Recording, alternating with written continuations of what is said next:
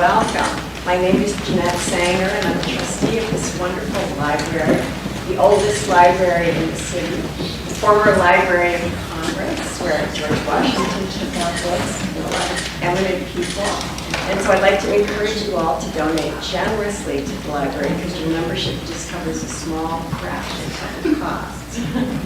And it's such a pleasure to me to introduce Jin Lee, whose wonderful new book, Pachinko, a national bestseller, has created a sensation. Every time I pick up the newspaper or a magazine, there's another article or just a brilliant review.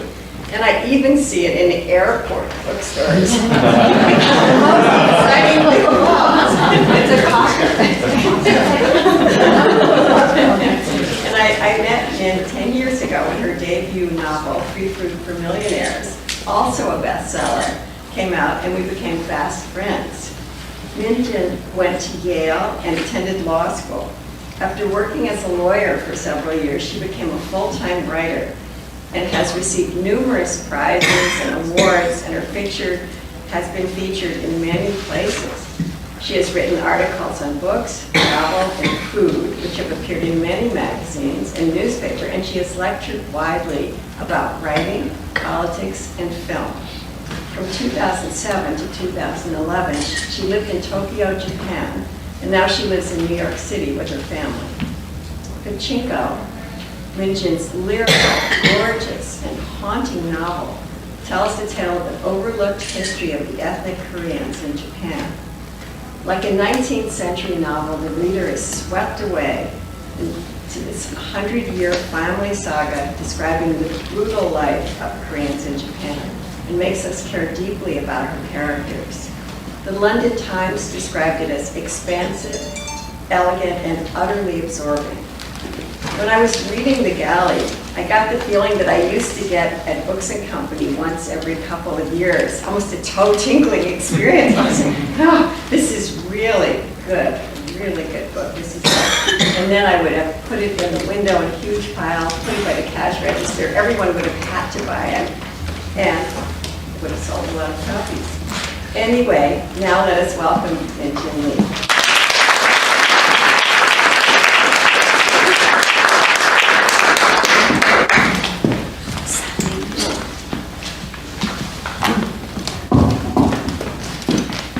Good evening. My goodness. Well, first of all, thank you so much for coming today. It's really wonderful to see your faces. I also wanted to say thank you to Jeannette. I don't know if everybody knows who Jeannette is, but I want you to know who Jeannette is to me. And who Jeannette is to me, this always happens. She's one of my very first, I want to say, like, artistic patrons. So before we became friends, she actually treated me like a writer even before I published. So I don't think she knew that she was my patron, but because she always treated me as a writer, even before I deserved to be called a writer, I found that to be so important because she actually knew writers, like real writers. Because she had that really incredible bookstore at the Whitney, the former Whitney uptown. And then she had a second bookstore where I finally met her. I remember one day I walked in and Gloria Steinem was standing right next to her, and she goes, "Gloria, you must meet Min, she's a writer." I'm like, and that's how I met Gloria Steinem. But thank you, Jeannette, for having me here today. And it means so much to me to be in conversation with Jeannette, because Jeannette is an incredible writer herself. Her book is coming out this year, a memoir, and it's going to be a glorious triumph. And I can't wait to share that book with everybody here. I'm going to read a tiny bit of my novel, Pachinko, and I'm going to read a tiny bit because I always read short. I want you to like me. The author who goes on. I'm reading a section which is sort of timely about citizenship. And the headlines that we see today are really not recognizable to me. In my experience, as a naturalized American citizen, this is a great country that is very welcoming of foreigners. I'm going to read a scene that takes up almost like the latter part of the book in 1976 in Yokohama. And there are three characters in the scene. There is Moses, who is my main character Sanja's son, who owns a pachinko parlor, and he's very well off. And then we also have his son Solomon, and it's his 14th birthday. And we also have Moses' girlfriend Etsuko, who is a Japanese citizen. So we have three persons, and they're at a government office. It's 6 minutes tops. I try to time it with like basically a little longer than a YouTube video.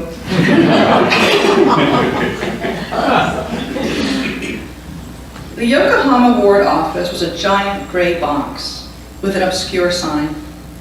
The first clerk they saw was a tall man with a narrow face, with a shock of black hair buzzed off at the sides.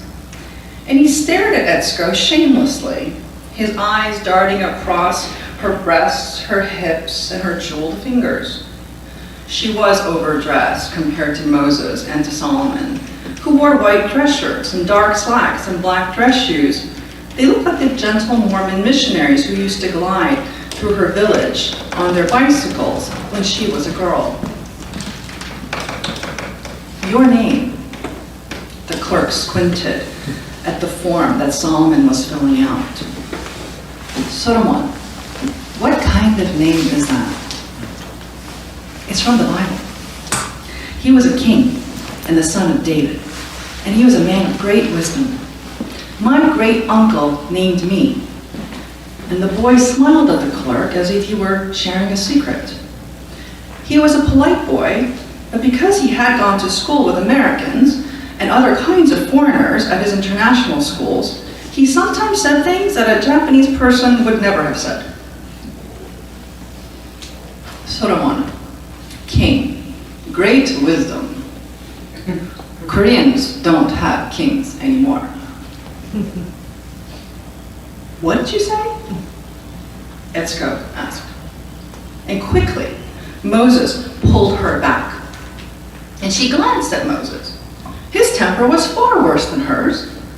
Once, when a restaurant guest had tried to make her sit with him, Moses, who happened to be there that night, walked over, picked him up bodily, and threw him outside the restaurant, breaking the man's ribs. And she was expecting no less of a reaction now. But Moses averted his eyes from the clerk, and he stared at Solomon's right hand. And Moses smiled.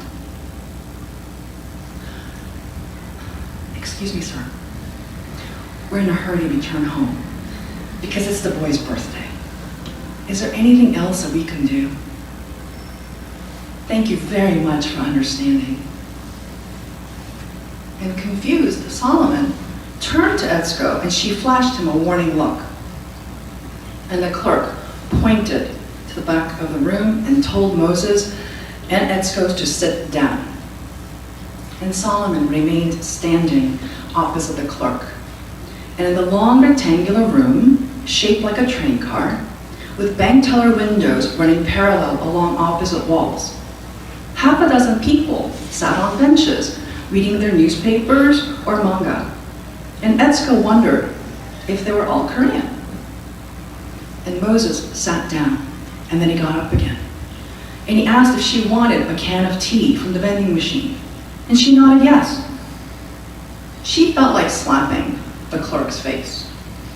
In middle school, she had once slapped a gossipy girl, and it had been very satisfying. When Moses returned with their tea, she thanked him. You must have known. You must have warned him then. And after the words came out, they sounded harsh, and she felt sorry. No. I didn't say anything to him. And he opened and he closed his fist rhythmically. I came here with my mother and my brother Noah with my first registration papers. And the clerk was normal, nice even. So I asked you to come. I thought maybe having a woman, a Japanese woman, by him might help. And he exhaled through his nostrils. It was stupid to wish for kindness. No, you couldn't have warned him. I shouldn't have said it like that. It is hopeless. I cannot change his fate. He is Korean, and he has to get those papers, and he has to follow all the steps of the law perfectly. Once, at a ward's office, a clerk told me that I was a guest in his country. You and Solomon were born here. Yes. My brother Noah, too, was born here. And Moses covered his face with his hands. Anyway, the clerk wasn't wrong. And this is something that Solomon must understand. We can be deported. We have no motherland. And life is full of things he cannot change or control. So he must adapt because my boy has to survive. And Solomon returned to them. Next, he had his photograph taken, and afterwards, he had to go to another room to get fingerprinted, and then they could go home. The last clerk was a pretty woman with a long ponytail, and she took Solomon's left index finger and gently dipped it into a pot filled with thick black ink, and Solomon depressed his finger onto a white card as if he were a child painting. And Moses looked away and he sighed audibly. The clerk told him to pick up the registration card in the next room. Let's get your dog tags, Moses said. And Solomon faced his father. It's what we dogs must have. And the clerk looked furious suddenly.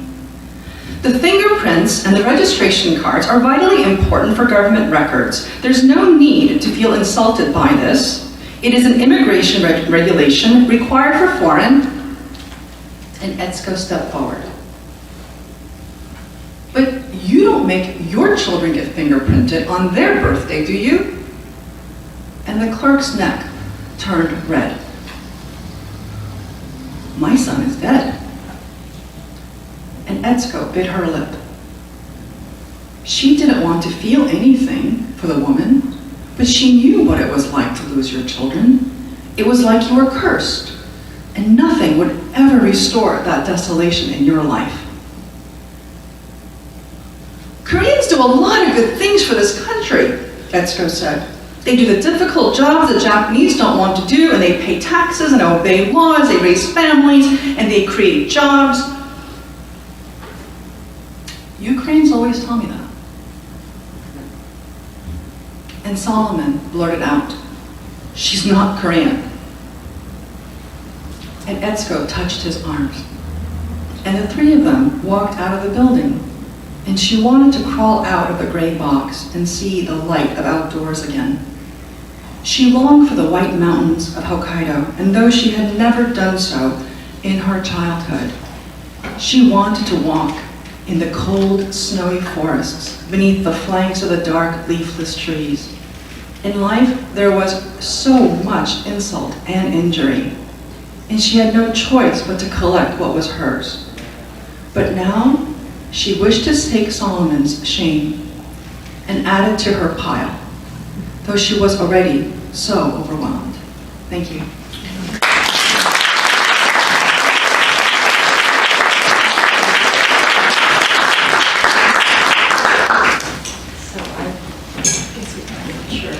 Can you hear me? I was going to read something fun. Jeannette said she wanted that. I think it's such a great scene. It's such a powerful scene. It's not a happy scene, but it sort of sets the No, I'm tone teasing. for what the book is. But you spent 6 years living in Japan, and what was it like for you living as a former Korean? It's funny because Japan's this incredibly wonderful, beautiful country, and I encourage every person to put it on your bucket list if you have not gone. The food is outstanding, the temples and shrines are breathtaking, it's just an amazingly beautiful country. I can't say enough good things about it in that way, as a cultural place. However, I do think that because it achieves so much, because of its pride in its monoracial identity, for those who don't fit into a middle-class monoracial identity, it is a very difficult path. And by that I mean, you could be Japanese and you could be disabled, and that person has a hard life. So it isn't just your ethnic identity. It's that if you don't fit into a certain norm which agrees with the principles of law or harmony, it's a really tough path.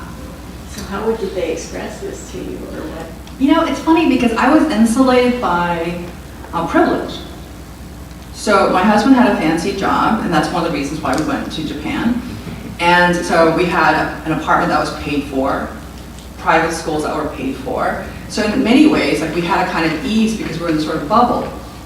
However, now and then, in certain situations, a person would point out that I was Korean and I had this crazy, angry Korean blood. So for example, we went to this really lovely church in Japan, which is the Tokyo Union Church, a great church. And once a month, because we had nothing better to do, not because we're nice, we volunteered to serve the homeless. And we served curry to the Japanese homeless. And there's a huge Japanese homeless population in Japan. And one day, I had this sort of bright idea, and I told the committee on serving the homeless, maybe we could pay the guys who work in the kitchen $10 an hour. So it's $30 for that once a month. Because these guys had to carry, these Japanese men had to carry these humongous bags of metal and tin from Coke bottles and recyclables. And I thought, well, we have the money, we could probably pay $90 once a month to these guys who carry all these things. And I said this thinking that I'm helping the Japanese homeless, and I remember this really lovely Japanese man, truly a great guy, said to me,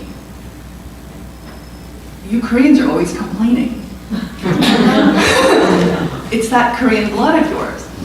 And this is one of the hardest things, I think, when you are a minority, is that you can have an amazing person, and then once in a while they have these statements. And you're like, and you don't, and I'm 48 years old. I've seen a lot at this point. And you just can't like write people off because they say something stupid. Or like it would be extremely lonely if you were constantly writing people off. And also I kind of hope that people don't write me off when I say something stupid, because I invariably will. I might tonight. So it was like this really, you know, that kind of thing happened enough times that even though I would forget, it would be reminded.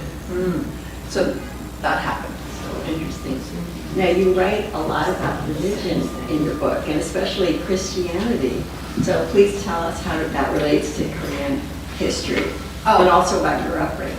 Oh, absolutely. So my grandfather was a Presbyterian minister, and he ran an orphanage after the war, and because there were so many orphans after the war, and in this orphanage, he had people teach these little boys and girls how to make pianos. So today, if you go to Korea and you play a piano, that piano has some history to my grandfather's orphanage. I know, kind of cool, right? So, 20th century history in Korea really cannot be understood without understanding its intersection with how missionaries functioned in Korea. The Yi dynasty was absolutely clear about certain things that were very anti-democratic. They did not believe in the education of girls. They did not believe in breaking down class structure. So whatever your feelings are about Christianity or missionaries, and I understand if people feel skeptical about cultural imperialism, one of the things that I personally agree with in terms of cultural imperialistic policies is I believe in the education of women. So I don't believe that all cultures are relative. Like I'm against things like genital mutilation.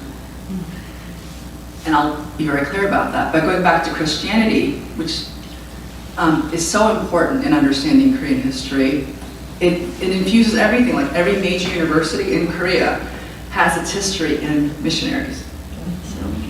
So whatever your feelings are, it's just part of 20th century Korean history. And also the most important thing is the chief architects who designed its uprisings against the Japanese occupation of Korea were all ministers. So it's very similar to the 1960s civil rights movement orchestrated by ministers. Fascinating. And was it hard for your family when all of you arrived in the United States? Well, we came in 1976. My father is a North Korean refugee. I mean, he's a Korean refugee from the North because when he was born, when he was a child, there was no such thing as North Korea. North Korea is a very new concept. It's basically not even a country even 100 years old. So he came from the North and he lost everything. So when he was working in the South, he had this terrible fear that the war would happen again. And actually what's interesting is that most people who live in the South now still fear that there's a war. I mean, any second. You know, Kim Jong-un is actually focusing on miniaturizing nuclear warheads right now. You know, he's a little unstable. Anyhow, so in 76, I was 7.5, we came to this country and we were kind of solid middle class in Korea. And then when we first came here, we were just, we were not middle class. We were definitely working class. I grew up very modestly in Queens, New York. Tell about what your father did. Like, I didn't always wear Downton Abbey outfits. Sorry. I'm sure your question was, I was like in my fashion moment there. Well, you look great. But your father had sold things on newspapers and candy and all that So stuff. he had $600 and he bought a little newspaper kiosk in the 30s on Broadway. So that was his first little venture. And because he was a marketing major at university, he turned it around. Like, he cleaned it up, first of all. My mother's like, we found so much grime. We couldn't believe how much grime there was in this thing. So they just went through bottles of Windex and they cleaned it. And my father got an ice cream machine, which the ice cream manufacturer actually donated. I mean, all these people who were working there before didn't really care. My father really wanted to succeed at this thing. And I loved it. Like, I loved the candy store. Of course. I was 7. I had never had a peppermint patty before. Very exciting. So I used to go to the store with him on the weekends. The things that I do remember though, and he only had the store for 1 year and then he switched to being a wholesale jeweler, is I do remember he wore coat and tie every day, because he wore coat and tie every day when he went to the office. And I do recall people throwing money at him when they bought a paper. And in Korea, that's a really terrible thing. So you'll always know a Korean from this one gesture. If I hand you something, a Korean person will always give you 2 hands. No, I mean, we accept it with 2 hands. Okay. And that's a mutuality. Like, I can be your servant and I can work for you, but that is very important. So the fact that someone can fling a dime at you for a daily news, that's a big deal.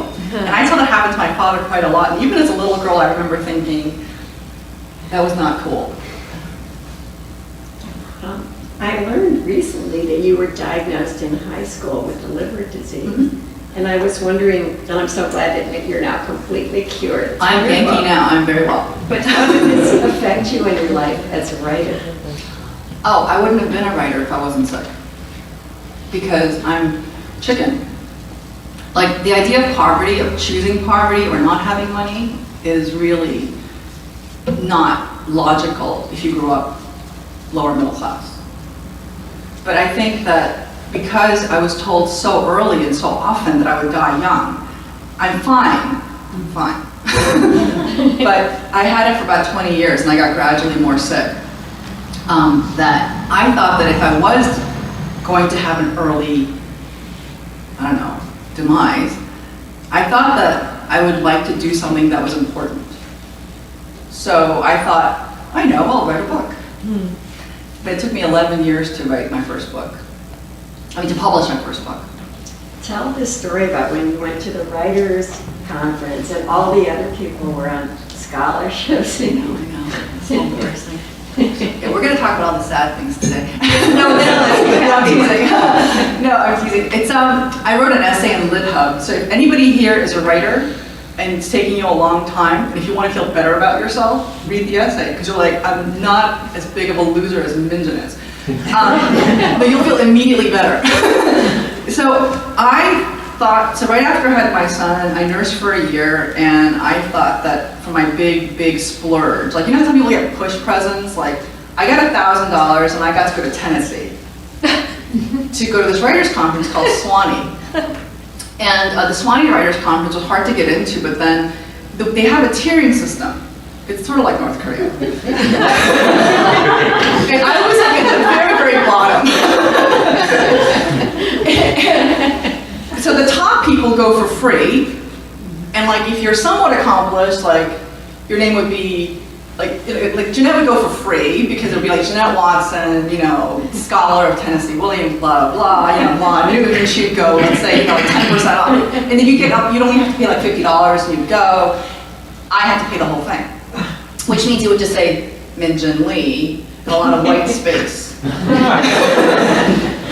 And I was like, I kept my head down. I was like, I'm not going to make any trouble. I want to study with Alice McDermott and Rick Moody, and that's why I'm here. And I was really sad because I just finished nursing, so I was crying all the time, very emotional. And one day I happened to be sitting with all these really super glamorous young people who have MFAs from Iowa. It's kind of like saying with Harvard Business School, you know, the equivalent in the arts. And I just sort of sat there eating my little food, and there's very good coconut cake, by the way, there. If you ever go to Swanee, there's coconut cake. And this young woman, very glamorous, very cool, started to make fun of all the housewives who had gone to this program, who had paid full freight like an idiot. And like, I'm looking up at my coconut cake, and I'm like, she's talking about me. And like, I just died. And I just like went back to my little room and I was like crying some more. And I thought I made this humongous mistake. Because at the time, we didn't really have the extra money. And I felt so stupid because I hadn't written this book.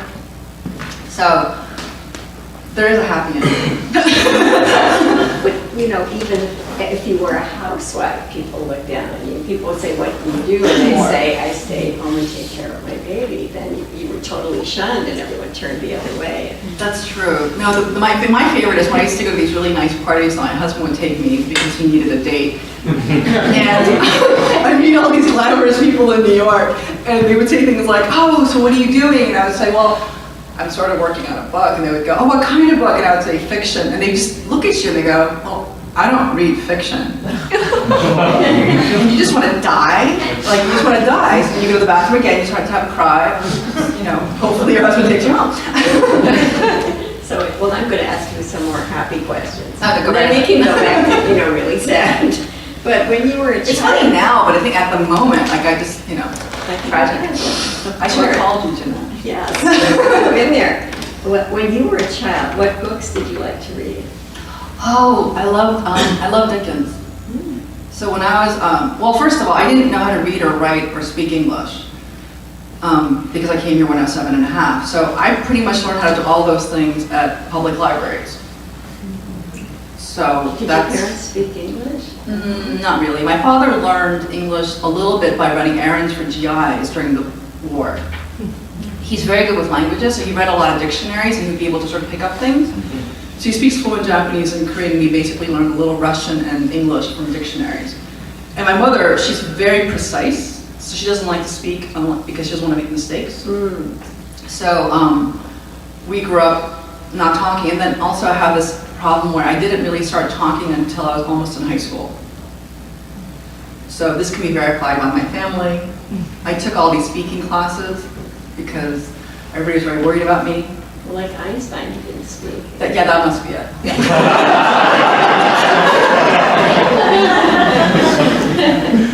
Well, I noticed that Japan published Pachinko and gave it a good review, but not as glowing as I would have liked. Oh, I'm sorry, no, Japan Times wrote an article. Oh, but that was no. Japan Times. Yeah, I'm sorry, no. Japan has not made an offer for this book. Oh, because I thought it, because I was wondering. Poland has. Yeah, So it's Turkey.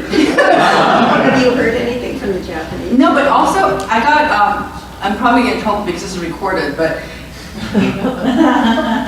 I know. Korea actually made an offer. It was so low that I actually had to turn it down because I was worried about its budget for translations. So it's not translated. I mean, I'm not going to fault the Japanese because the Koreans haven't come in either. But the book's doing great in Ireland. It's doing great in South Africa. I mean, it's so bizarre. So it's been translated into all these different languages. Well, it's actually the UK versions are sold in all these different Commonwealth places, in the former Commonwealth places. Wonderful. Now, who are your favorite writers? Oh, I think it's still very much George Eliot. My heart is devoted to her. And also, I love William Trevor. We lost him last year. Toni Morrison. You like Juno Diaz? I love Juno Diaz. I do too. Yeah. I mean, Juno is so smart and brave. I think for me, like, his architecture is really so brilliant, but also he's got this kind of courage in the things that he wants to say. And I think that's really, really hard to say some of the things that he says. Yeah. Do you know, what about younger writers? Do you know any of their Younger writers. 20s or 30s? I just recommended a wonderful book by Jung Yun. There's a young writer right here, Marie Marquette, who's fantastic. She's right here. Excellent. She's got a terrific memoir. She has great earrings. Earthquake. She's like, why did you do that? And Ma Newton's book is going to be coming out pretty soon. Maybe next year. Probably not. Soon. Well, we've got lots of exciting writers here. I'm looking forward to reading their books. I was interested in the interview. You spoke about your beliefs about trauma and shame. Now we're going back to the sad, the dark side. And we all have it. We all have trauma and shame. You read about it so eloquently, but please let us know what you think. I think what's interesting to me, especially about trauma, is that because the world in the past 20th and 21st century, we're having so much dislocation and so much trauma. Like right now, there's 65 million refugees in the world. That's a direct result of instability in governments. And what I find to be really interesting is how long does trauma take in order for it to rinse out? Like, I'm working on a very long essay for the Times Literary Supplement right now on North Korean literature. And I've had to study a lot about North Korea. And one of the things that they have in that interesting country is that if I do something bad and I get put away into a labor camp, my entire family and 3 generations are guilty of whatever I did. Mm-hmm. So if I bought a USB stick and it had Korean soap operas, which is forbidden, Christopher, my husband, my son Sam, and Sam's children are all guilty for 3 generations. And so does everyone remember that and talk about it? Well, you live in this political labor camp. Oh, they're all living there. They're all living with you. Camp. And if you kill yourself, then that's a crime too. You're not allowed to kill yourself in North Korea, because then your family gets punished. Wow. But I'm taking this as an idea of a state-held principle of 3 generations being necessary to suffer for your crime. My question, actually, for all of us is, let's say you had a family member survive, let's say, the Holocaust, the Vietnam War. What's going on in Syria? How long would it take for your children to actually be able to function normally without that trauma being held in your body, in your cells, in your memory, in the way people treat each other? Like, because my father's a war refugee, we always had gold in the house, like literally like gold. Because he remembered that you need this thing in case currencies are worthless. So that was sort of interesting to me that he felt this need to do that. Like my parents actually have 4 refrigerators in the basement. That's not normal. No. I mean, I have great sympathy for my parents, especially my father, because he's really experienced hunger and having to take care of himself. But I do think that these things exhibit in a daily way well after the event. And how does that affect your children and your grandchildren? Well, you know, according to shamanism, I studied with the ancient shamans, and they said it would be 7 generations. 7. And it would go back to 7 generations ago, your family suffered shame or something. It would stay on in your bodies or in a cellular way, in some way. And so one of the things you learn is, you know, how to clear it or get rid of the generational shame. I'm glad North Korea doesn't believe that. Yeah, it's a long time. That is a really long time. I know. But in the Hebrew Bible, 7 is a number of completeness. I'm just curious, like, I wonder if that 7 comes from different spaces across culturally about why 7 is such an important number. 7 the curse of 7 generations is also in the Bible. Okay, right. It's interesting, interesting. So you show different attitudes to living in an alien culture in your book, the characters. And how do you think they adapt well? What is, if you're going into a culture like this? You know, you could look at it sort of like in a W.E.B. Du Bois kind of way, which is that you can actually have an extra sense. Like the most positive way to look at being an outsider is you can say, I don't only just see with 2 eyes, I have a third eye, I have a third perspective. That would probably be the most positive way to look at it. Or you can walk around feeling like you don't see well at all. So when I talk to college students who read my first book, I often find that it's actually more the latter. Most kids walk around thinking that there's something wrong with them. They don't actually think, I have an additional perspective. I almost have to kind of rewind and go, no, no, no, you know how to do this, and you know how to do this. You're actually more adaptive. There's nothing wrong with you. And it's going to be a while, but then sometimes like they may be born in a certain location in which other people don't see their uniqueness as a gift, but almost like there's something really wrong with you. So like if you're in New York and you're different, it can be seen as a huge plus. Yeah. But if you're not born in New York and you're somewhere else, it could be tough. Yes. So you go around and you talk to college students? Yes, I do. Try to If help. they'll have me, yes. That's wonderful.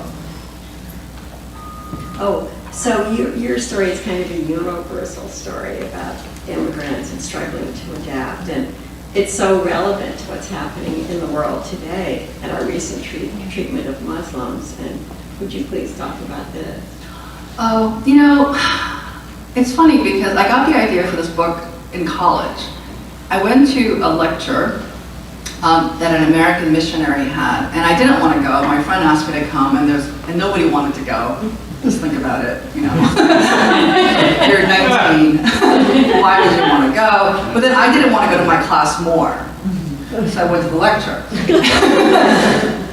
So I went to this lecture, this American missionary, a very nice white American man who worked with the Koreans in Japan, was talking about how horrible it is for the Koreans in Japan, and I was like, tell me another sad story, because I was 19 and I thought I knew everything.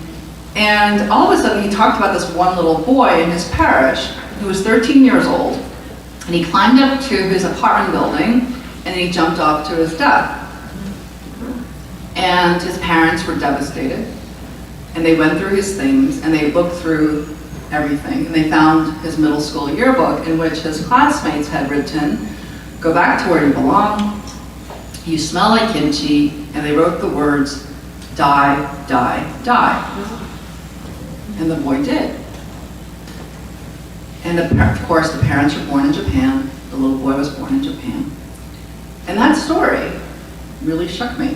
And I had that story still. It propelled me to write this book. I spent almost 28 years because of that story.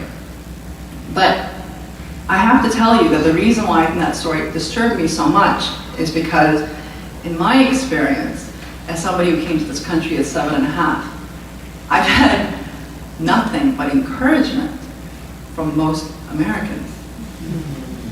Like, I've had Mr. Tarasco, my Ukrainian math teacher, who came in early and he helped me with math. Mr. Sosas wrote my college recommendation. Like, these are all Americans who came in and said, I'm going to be behind her, and pushed me along and told me, go talk to this person and this is what you should say, and afterwards write a thank you note. And they taught me all these things my parents couldn't have known because they don't have the social norms of this country. And I think that the reason why that story was so disturbing to me is because I find it so hard to believe that there are people out there who could allow a social norm to hate children. Because I do think Americans love children, even children who aren't the majority. So I think there's a part of me that really protested this. Yeah. And again, when I was in Japan, most of my friends were Japanese. My husband is half Japanese. My son is a quarter Japanese. So I know for a fact it's not that it's the Japanese people per se who hate children. That's not true. It's just that there is a social norm in certain countries, most countries around the world, where they don't want to accept people who are not of their own blood.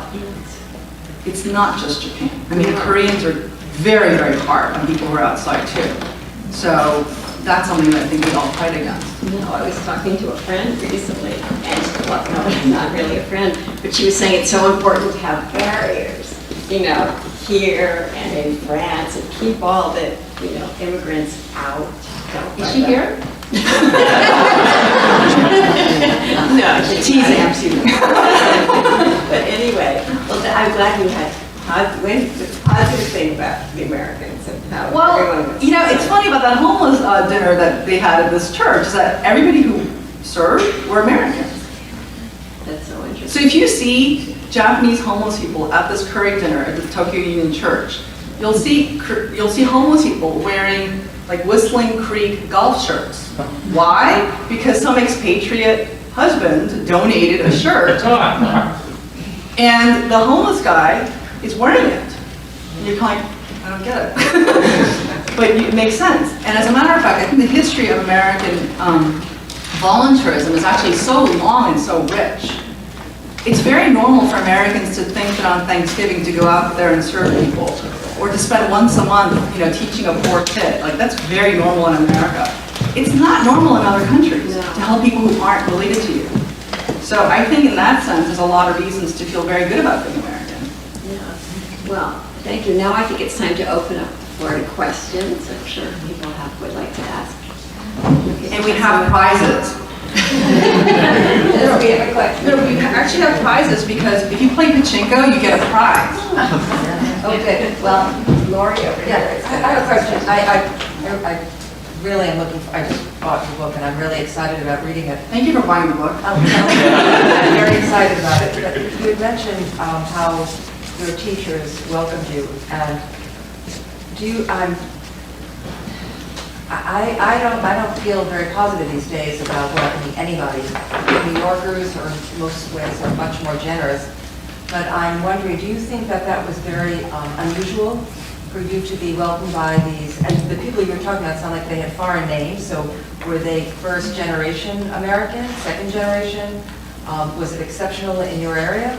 I think that in other parts of this country, people even 2 decades ago, whatever, were not welcoming other foreigners, whether they were blood or not. It was, you don't look like me, so therefore, why should I help you? I actually, I have to tell you that I've had so many people be kind to me who aren't white Anglo-Saxon Protestants too. So unfortunately, I can't say that what I see in the headlines reflects the America that I've experienced. Do I believe that there are people in Iowa and Ohio who would like to see me gone? Sure. I can't reach them, but I do believe that Senator Clinton did win the popular vote. So even though we have this bizarre electoral college, which is not going to go away, I actually do believe that most Americans are far more decent than most people that I've met around the world in terms of helping strangers. I do. I agree. Yeah. So, but I do share your sense of disappointment and sadness at the hostility that is being expressed towards those who are different. I broke down recently because these South Asian engineers were murdered in California. But I do think that was an exception, not the rule. But you get a phone cleaner. I just want to share this with you. It's actually with my friend. And I just want to mention this because she is a woman who owns a company who makes phone cleaners. I know. And she has 2 boys, just like my main character. And she read the book, and she made these for me. She goes, I'm only going to make you 90 because they're so expensive. And she said, I want you to share them with readers. So whoever's brave enough to ask a question, you can. In the American way. Oh, I think there's a, sorry, go ahead. I had a question. I thought you know, even though I hadn't been to a lot of the places that you were placing the characters in the book and the remarkable transfer from the rural areas to the big city. Did you basically go around and visit when you were living there and that was your inspiration, or was there more to it? I wrote an entire manuscript before 2007. Like, it was about 450 pages. But I never asked to publish it because it wasn't very good. And I'm not being modest. It was actually kind of like a weak history book. It was not a novel. I think that I didn't actually know how to tell the story then. This was in 1996. So I put that book aside, and then I wrote Free for Millionaires. My third novel became my first published book. And then in 2007, my husband got this fancy job, so we went to Tokyo. And then I didn't want to go to live there because I really love being in New York. And I didn't want to miss my family. But once I was there, I told myself, well, I'm going to do all this research. So I got to interview so many Korean Japanese people because once somebody says she's okay, then all of a sudden, like, the doors just start to open. I don't know if you know this, but right now, if you're ethnically Korean in Japan, you have actually 3 choices of citizenship. You're either South Korean, even though you've never been there. You're either North Korean, which means you can't travel because there's no diplomatic relationship between the country of North Korea and Japan. You have a card, but you're a permanent resident. Or you could become a Japanese citizen, which means you're naturalized. However, the Japanese people will never, ever, ever think that you're Japanese. So for example, after Donald Trump won, Masa Son, the owner of SoftBank, came to this country. You might have seen pictures of him shaking hands with Donald Trump in front of Trump Tower's escalator. And he said, I'm going to invest all this money, and Brian, you can tell me how much that was, in America, and I'm going to rejuvenate America. And every newspaper in the West said, a Japanese businessman, the owner of SoftBank, came to America and will reinvigorate the American economy. There isn't one person in Japan who would say that Masa Son is Japanese. So you could be a Japanese citizen, but in Japan, you're still Korean.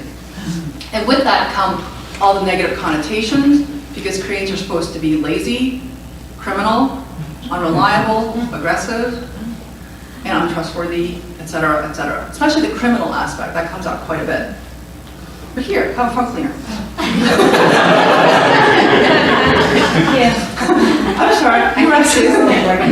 I want to first pass my phone cleaner to the next person. You really don't want this? It's really useful. Somebody perhaps who needs a phone cleaner. Because I'm so American.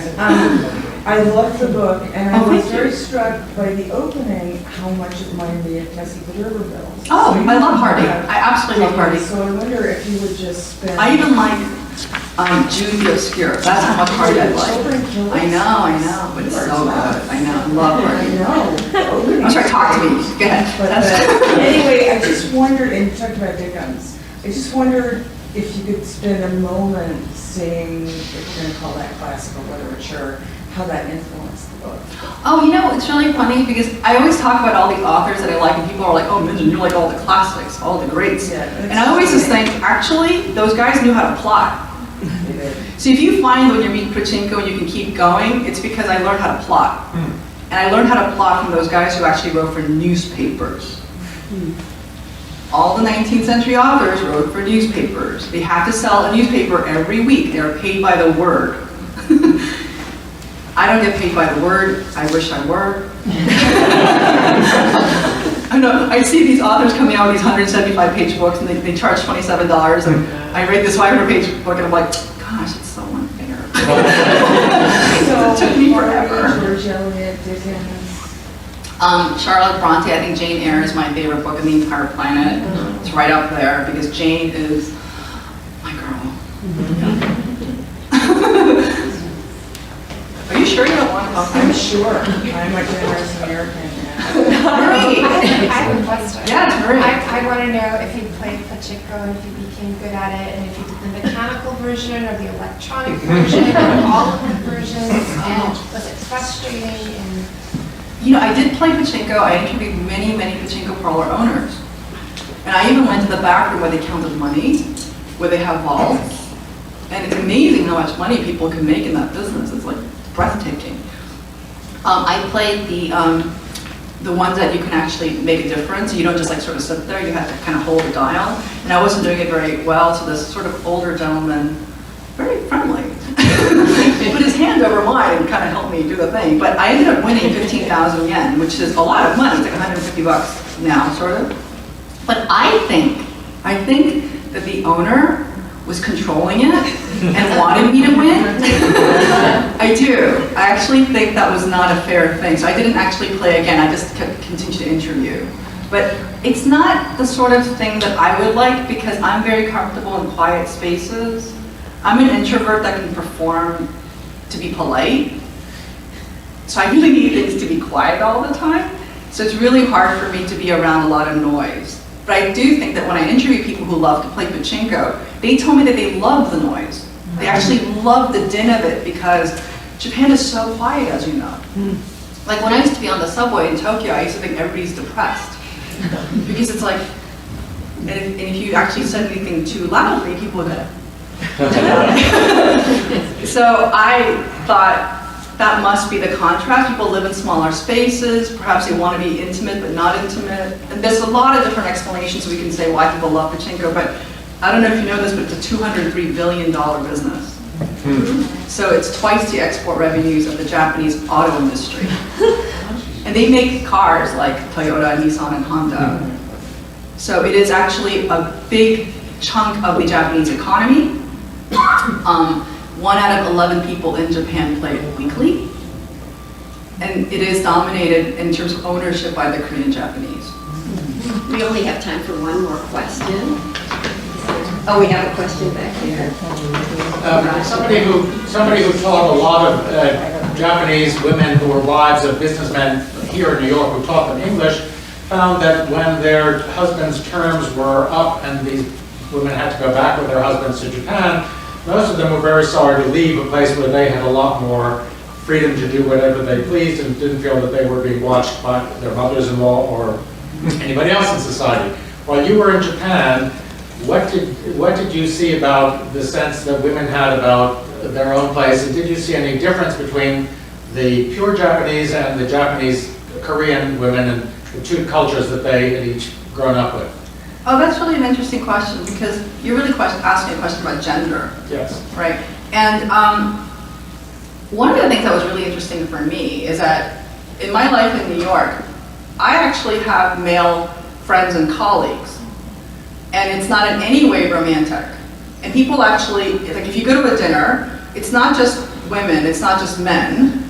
You can actually have mixed groups. Like you could have 6 women and 4 men. And you can just have a common interest. In Japan, it was incredibly segregated all the time. So even if you were an expatriate, very often it was very segregated. And that was really weird because I work, but I also identify with stay-at-home mothers. I really feel like that's really most of what I do anyway, wash dishes. So I thought that was really difficult for me. But in terms of, do Korean Japanese women feel that they can behave differently than Japanese women? No. The reason why I say that is because usually outsiders want to be even better than the insiders. And one of my characters, Noah, he really suffers from this, in which he tries so very hard to be a good Japanese. And it's not possible to be a good Japanese if you're not Japanese. So, can you be a good Japanese woman if you're a Korean Japanese woman? The answer is absolutely no. So, what do most people do? They still try to do it. So if a good Japanese mom of a kindergarten child was volunteering 4 times a week because she was supposed to volunteer 3 times, I noticed that the Korean Japanese mothers did the exact same thing. So it wasn't any less. It wasn't like I had more freedom. Like, I think that's sort of the way maybe I would approach it. I would do less. I don't think I would try to be outdoing somebody because, I mean, I don't know how other outsiders feel, but in New York, you're allowed to have integrity about your background. And I think it's one of the most beautiful things about being in New York is that I can say, I grew up working class in Elmhurst, Queens, and I can also be the Society Library. All those things are possible. I could visit these worlds in which I don't necessarily belong, and that's okay. Whereas I think to talk like that in other countries, it's very threatening and weird. So, I hope that answers it. Yes, thank you. Thank you all for coming, and we have happy